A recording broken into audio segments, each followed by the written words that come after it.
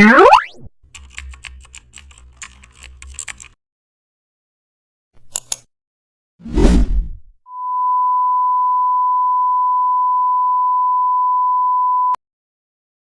back to the channel. Today tutorial unleash the real power hidden inside the direct selection tool.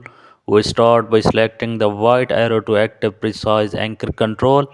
As soon as you click any other anchor point, Photoshop reveals its editable handles.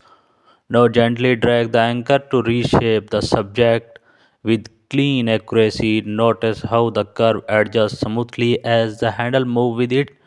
This gives complete command every control edge and curve. Let's pull a single anchor to create a dynamic bend in the shape. Now push the opposite handle to balance the curve perfectly. This technique helps you fine tune shape symmetry effortlessly. If the shape feels too stiff,